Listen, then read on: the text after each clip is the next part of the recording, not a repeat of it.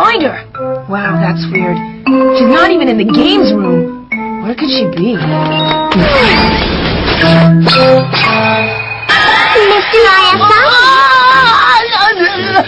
What is it that you need, mistress? Please, sir, use this towel today, will you?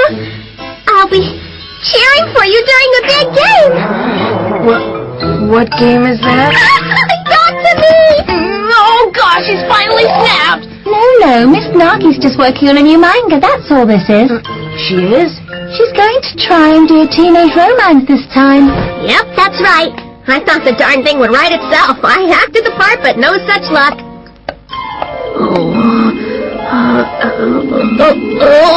It's not working! I can't draw anything! Perhaps I can be of assistance, mistress? I got halfway through it and now I'm stuck. That's no fun. No, it really isn't.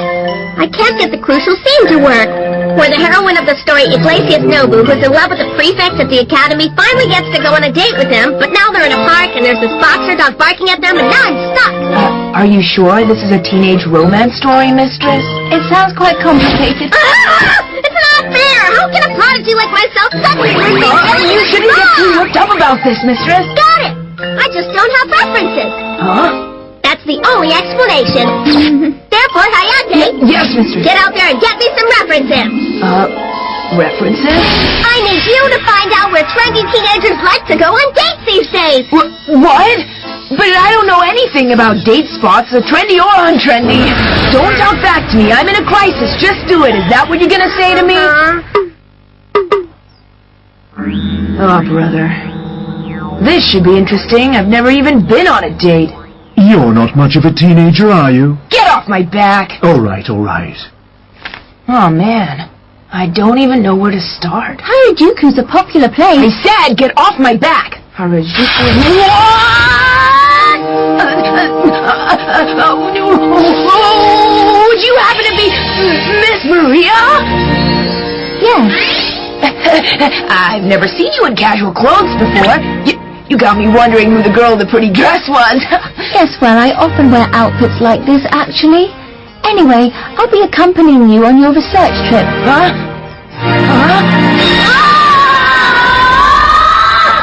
One who masters the art of being a butler becomes the master of the world.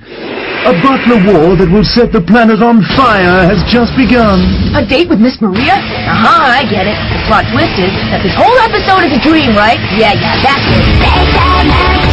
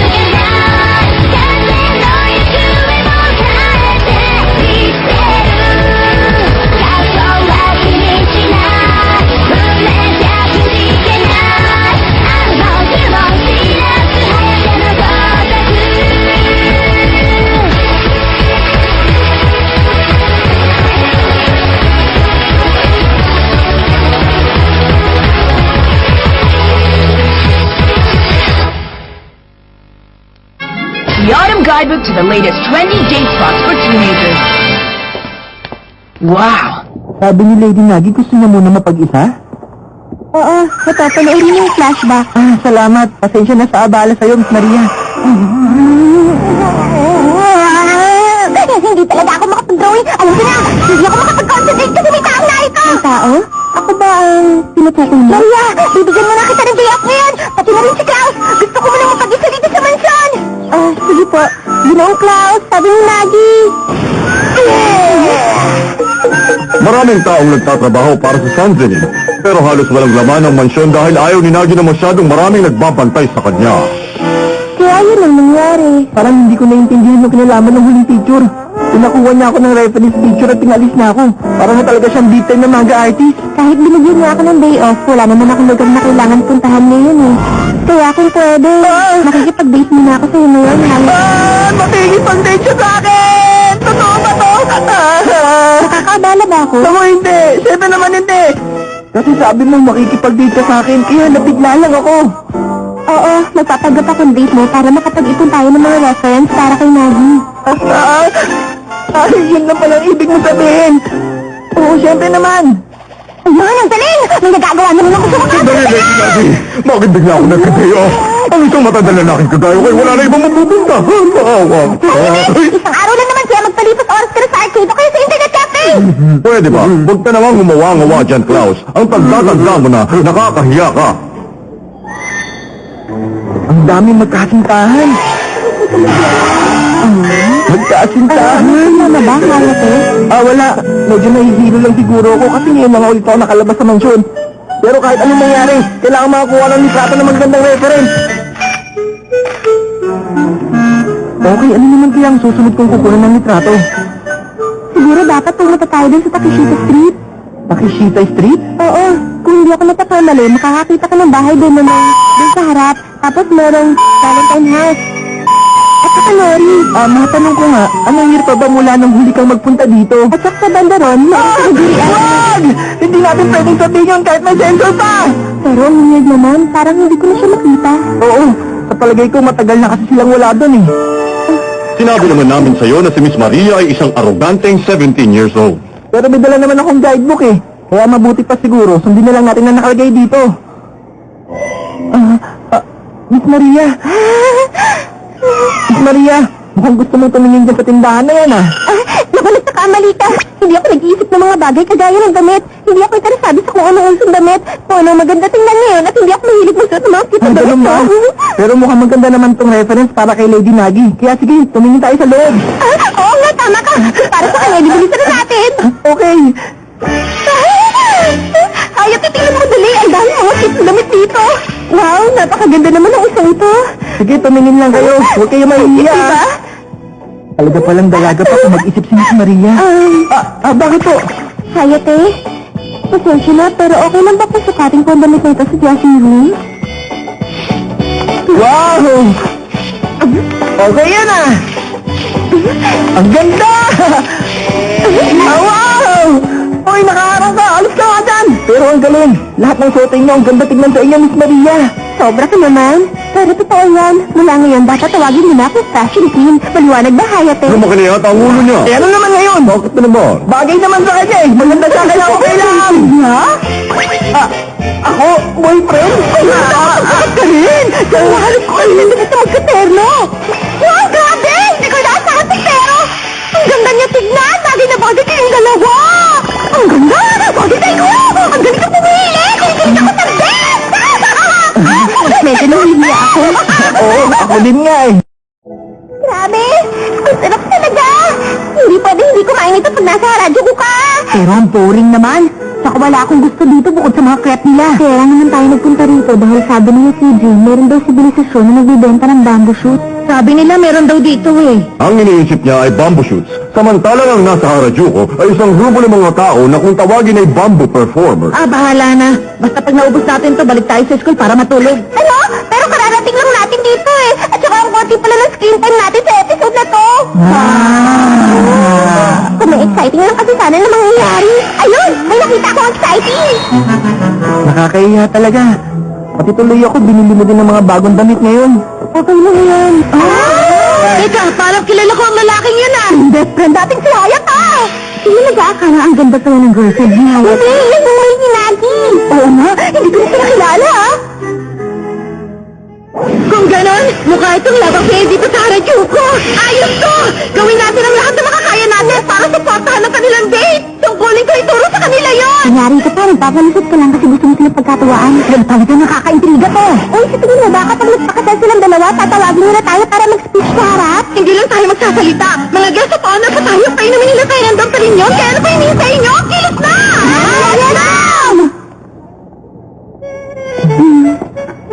Naku po, medyo nakakahiya yung katahimikan. Ano ba dapat ang pinag-uusapan namin sa mga ganitong sitwasyon? Siya nga pala, yung sales lady kanina. Sabi niya, mukha daw tayo magkasintahan. Oo nga, ang weird niya. Paano niya kaya naisip yun? Ano ba itong pakiramdam na to? Parang hindi ako mapakali dito sa tabi ni Hayat sa Bigina. Ang gusto kong sabihin ay, kumuha din tayo ng litrato sa banda doon para kay Lady Nagay. Gusto niyo ba kami ang kumuha ng litrato? Ang tingin niyo ba, sapat ng disguise sa pagsuot ng afro hair? Mga naka-afro lang pala na sumisira sa atmosphere ng haradyo ko. Excuse me, sino pa ba kayo? Hindi ba halata? Isa akong henyo photographer! Hindi ko alam kung bakit, pero pakiramdam ko nakilala ko na mga taong to. Nakilala mo kaya sila sa nakaraan ni Buhay? Sa sobrang in love ng ating mga bida, madali tuloy silang nalilinlang ng mga cheap na disguise. Nakakatakot talaga ang panilinlang ng mga naka-afro. Naman ko, nagliliyabang ako ng aking pagiging photographer. Bagay kayo maging models ko. Magkakaroon tayo ng isang photoshoot album. Love Diary 2007! Maraming salamat. Kung ganun pa, diba? Bakit ang bilis niya naman pumayag? Bakit? Ayaw mo ba? Ayoko nga! Tignan mo sila, itsura pa lang, sobrang kayo nahinala na. Huwag kang masyadong madaling magtiwala, Miss Maria. Magaling! Baka mamaya, balak hindi tayong makuhin. Baka ibenta pa nila ang litrato natin sa internet. At pagkatapos, Ano ba? ano nga kami? Tama na nga to, umalta tayo dito sa radyo ko. Sige. Saan ba sila pupunta? Naku, mukha ba sila natakot sa atin? Hihiya lang ang mga yun. Kung kaya't nagtungo na sila sa ibang sikat na date spot. Samantalang sa mansyon, hindi pa rin nakakahanap ng inspirasyon si Lady Nagi. Hoy, Hayate, Maria! Tangi ako sa... Oo nga pala, mag-isa lang ako dito sa mansyon ngayon. Mabuti pa, maglakad-lakad muna ako para maliwanagan ang isip ko. Oh? Yung pinto sa kwarto ni Hayate, di ba? Hindi nakalak, nakabukas ang pinto. Ibig sabihin... hindi pwede! Hindi ako pwede pumasok sa kwarto ng isang tao na hindi nagpapaalam. Kailangan ko i-respect ang privacy ng bawat tao! Oo, tama. Privacy. Huh? Wow! Pinaglalarawan ba ako ng tadhana? Parang pinapapasok talaga ako. Ang tenso! Sa sitwasyon na to, pwede kayang...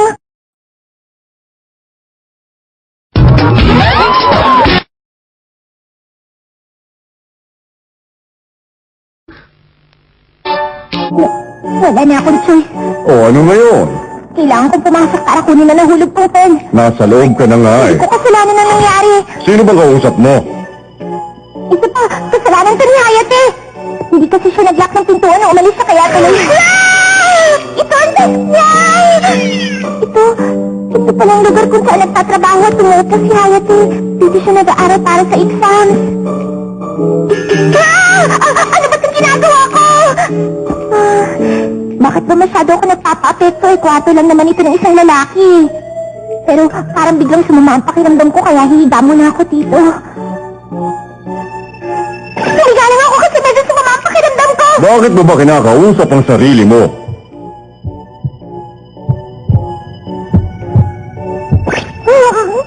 Ano ba itong ginagawa ko? Ay nako, talagang nahihila na ako. Mabuti pa lumabas na ako dito at bumalik na ako sa pagdadrive ng manga. Nasa na kasi yung pen ko na nahulog. Teka, ano to? Posible kaya? Ito kaya yung magazine na puno ng mga babae? Isang bagay na meron ng bawat lalaki sa mundo? Naku, hindi ko alam na pati pala si Hayate may ganito. Hindi imposible magpa-interest doon. Pero bilang kanyang amo at girlfriend, kailangan ko makita. Attractive Bro Magazine? Oh my gosh!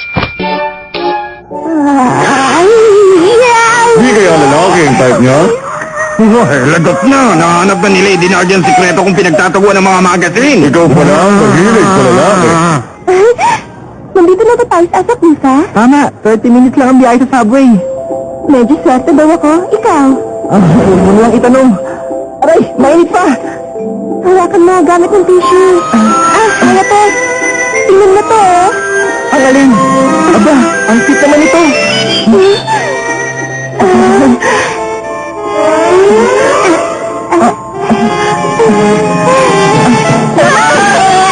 Basta na lang ako kumilos. Hindi ko na malayan kung anong ginagawa ko. Ano ba pumasok sa isip ko? Bakit ko siya tinawag na gano'n? Para tuloy akong girlfriend ko umarte. Halina kayo! Sino gusto sumakay dyan? Mura lang Wow, isang rickshaw. Oo, dadalhin namin kayo sa lahat ng magagandang date spot. Tamang-tama yan para sa Manga Reference ni Maggie. Oo nga, ang galing. O sige, sasakay kami dalawa. Salamat sa pagtangkilik. Okay, ready? Simulan na! Ang bilis nila. Sobra yata ang bilis. Daanan natin ngayon ang sikat na romantic date score! Yes, ma'am! Ito po si John, ang asong nakatira sa bahay ng Tanaka family. Magaling siya sa math. Date spot po talaga to? Tsaka mali yung sagot niya. Sunod naman ang museum ng mga parasite! Pero parang wala yatang romantic sa lugar na to. Oo nga, ano yun? Hindi yung manood sa mga masasayang parasite. Ito ang tinaguri ang haunted tunnel. Kung suswertehin, makikita niyo ang babae na kabisya ng pabaliktad. Hindi ba kami tingin sa nakakatakot na lugar? Ang boring nga eh. Ito ang hindi natin dadaanan. Isa itong kumpanya na nag-a-animate sa mga nakakatuwang anime. Nandito din si Choco. Ito na ba yung huling stop natin? Naku po, nakakulang silang nasa tulog at pagkain. O, kumusta? Na-enjoy niyo ba ang mga romantic na lugar na nakita niyo? Bumalik na pala tayo sa Asakusa. Pero okay din ang kakaibang experience na to. Basta't nag-enjoy ka, Miss Maria, edi okay. Ang digicam ko! Kayo pala yung makulit ako pag wala kanina. Ano ba problema nyo? Tayo na nga! Oo, wala na sasakay. Sige na, alis na. Teka, sasakay kami! Natapos na! Mukhang nagtagumpay na ako sa wakas. Mabuti na lang at nagatan ako ng mga baking classes. Grabe! Napakahusay mo pala! Naku, hindi naman masyado dahil ito sa pag-ibig. Hindi ako makapaniwala! Ngayon lang ako nagkakita ng ganito kahusay na estudyante. Congratulations! Marami pong salamat. Grazie. Talo pala ako. Mukhang natakasan na natin sila. Oo nga. Ay, kayo, TJ! Nagpapakahirap kami para sundan lang kayo! Kaya nakita ko na kayo na kahit isang beses na! Hindi pa rin sila tumutuko. Grabe, ang tigas ng ulo nila. Talagay na to. Hindi nila kami titigilan hanggang hindi sila nakakakuha ng litrato na naghahalika kami ni Miss Maria. Para maprotektahan ko si Miss Maria, kailangan kong makapag-isip ng paraan para mapaalis sila. Ipapakita namin sa inyo na ang laki ng bangka ay walang kinalaman sa akin bilis na sasakyan! Huli na namin kayo ngayon! Hindi lang kayo makakatakas! Siguradong huli kayo! Ano lang! Hoy, tigilan mo ang kalokohan yan! Kapag lumapit ka, tatalon ako dito! Huwag mong gawin yan! Ano ka ba? Bakit mo naisipang gawin to? Anong mangyayari? Pero may LP yata sila. Pasensya ka na. Pero may iba akong minamahal. Hindi ikaw ang gusto ko. May iba ka ng lalaking minamahal? Isa siyang mangingisda sa Tuna Fishing Boat. Matagal na kami hindi nagkikita pero... Parang wala naman siyang kwenta! Mabuti pa, kalimutan mo na ang lalaking yun! Ako na lang ang dapat Imposible yun! Hindi ko man siya nakikita. Pero siya pa rin ang lalaking lagi kong... mamahalin! Ay, hindi maaari to! Mas mahal ko siya kumpara sa'yo. Sa tuna at pati na rin sa tuna teriyaki. Kaya pakiusap, kalimutan mo na ako. Paano na? Sandali! Teka lang! Ako ay... Sabi ko... Bakit ganun? Bakit ganito? Nakakainis na kapalaran! Ikaw ba itong nakikita ko? Nang magkasintahan na nag-awit, biglang nag-break up? Kaya naman kaya pa. Ang first love ay sadyang malungkot at mabilis lamang. Ganun talaga ang buhay. Mabuti pa hayaan na natin mag-isang binatang na sugatan ng puso. Nakabangon sana siya. Tama ka. Panahon lang nakakapagpagaling sa puso niya. Mga kasamang nakita natin ngayon ay mananatili lang sa ating isipan bilang isang malungkot na alaala. Kaya itinago nila ang alaala ng pagtatapos ng pag-ibig sa kanilang... Tayo na! Kumain na tayo ng hapunan! Oo, tayo! Ang ibig kong sabihin, agad nilang kinilimutan ang nangyaring ito at hindi na nila naalala pa dahil wala silang pakialam. Miss Maria! Hayate! Tumigil na rin sila sa wakas. Salamat sa napakagaling mong pag-arte. Naku, wala yun. Pero sino ba kasi ang mga batang yun? Bakit kanina pa nila tayo sinusundan? Kalimutan na natin sila. Sigurado namang hindi na natin sila makikita. Halika, mabuti pa umuwi na tayo sa mansyon. Sigurado naghihintay na sa atin si Lady Sandali Lani. lang. Ha? Anong problema? Hayate, bago tayo bumalik, pwede ba tayo sumakay doon?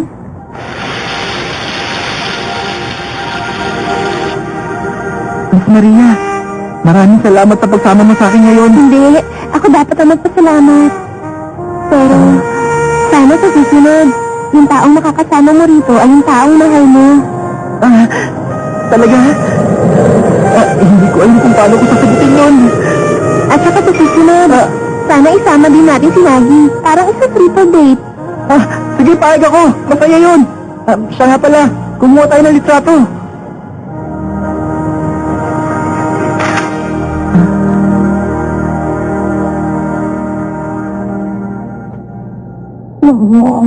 Ano sa palagay mo, Lady Nagi? Ang gaganda ng mga kuha namin, hindi ba? Marami din kami litrato galing sa Harajuku at Asakusa na mabuting reference. Kaya sigurado makakagawa kami ng magandang mangan. May problema ba? Ending ka talaga! Kapag nagpapakahirap ako dito, pag-alagala ka naman nagpapakasaya sa labas kasama ni Maria! Ngayong tapos na ang episode, ba't di nyo ayain ang boyfriend o girlfriend nyo na makipag-date? Siguraduhin nyo lang na hindi ganito ang kalalabasan. Iyon ay kung may kasintahan kayo, kung meron lang naman. Baka kasi... Aray ko! Oy, huwag mo akayin ng mga nanonood! Sa susunod, tungkol naman sa pagiging matanda ang episode.